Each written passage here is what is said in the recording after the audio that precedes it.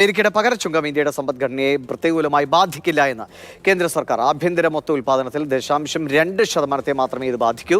അമേരിക്കയിലേക്കുള്ള കയറ്റുമതിയിൽ ഭൂരിപക്ഷവും ഈ തീരുവയ്ക്ക് പുറത്തുള്ള ഉൽപ്പന്നങ്ങളാണ് എന്നും കേന്ദ്ര സർക്കാർ അറിയിച്ചു. പി ബസന്ത് വിവരങ്ങളുമായിട്ട്. ബസന്ത്, ഇന്ത്യക്ക് വലിയ തിരിച്ചടിയാകുമെന്ന് ആദ്യഘട്ടത്തിൽ പറഞ്ഞു, പക്ഷേ ഇപ്പോൾ സർക്കാർ വ്യക്തമാക്കുന്നത് ഇന്ത്യൻ സമ്പദ്ഘടന അത് കാര്യമായി ബാധിക്കില്ല. ഒപ്പം തന്നെ യുദ്ധവിമാന കരാറടക്കം അതിൽ നിന്ന് പിൻവാങ്ങുന്ന അടക്കമുള്ള നടപടികളോട് ഇന്ത്യയും കടുത്ത നിലപാടുകൾ സ്വീകരിക്കുകയാണല്ലോ. കഴിഞ്ഞ ദിവസങ്ങളാണ് ഇന്ത്യക്ക് മേൽ കനത്ത തീരുവ ചുമത്തിക്കൊണ്ട് ഡൊണാൾഡ് ട്രംപിന്റെ പ്രഖ്യാപനം വന്നത്. പക്ഷേ ഇന്ത്യൻ താല്പര്യങ്ങൾ, രാജ്യത്തിന്റെ താല്പര്യങ്ങളെ ബലി കഴിച്ചുകൊണ്ടുള്ള ഒരു നിലപാടുമില്ല എന്ന് ഇന്ത്യ വ്യക്തമാക്കിയിരുന്നു.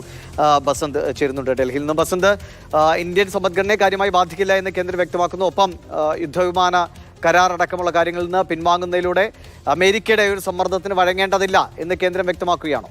അമേരിക്കയുമായിട്ടുള്ള ഈ വ്യാപാര കരാർ ഇതുവരെ ഒപ്പിട്ടിട്ടില്ലാത്തൊരു സാഹചര്യമാണ്.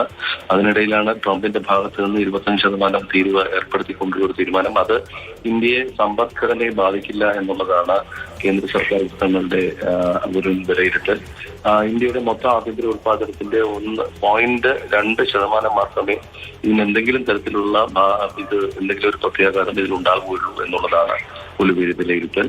മാത്രമല്ല, ഇന്ത്യയിൽ നിന്നുള്ള കയറ്റുമതിയിലധികവും ഈ ഒരു തീരുവയിലിന്റെ പുറത്തുള്ള ഉൽപ്പന്നങ്ങളാണ് എന്നുള്ളതാണ് ഇതിലവർ ചൂണ്ടിക്കാട്ടുന്നത്. ചെറിയ തോതിൽ ഈ കയറ്റുമതിയിൽ ചെറിയ ഇടിവുകളൊക്കെ ഉണ്ടാകുമെങ്കിലും അത് കാര്യമായി ഇന്ത്യയുടെ GDP ബാധിക്കില്ല എന്നുള്ളൊരു വിലയിരുത്തലാണുള്ളത്. നേരത്തെ വിദേശ മന്ത്രാലയത്തിന്റെ ഭാഗത്തു നിന്നും ഔദ്യോഗികമായി പറഞ്ഞത് ഇരു രാജ്യങ്ങളും തമ്മിൽ വലിയ തോതിലുള്ള സഹകരണം പല കാര്യങ്ങളിലുമുണ്ട്.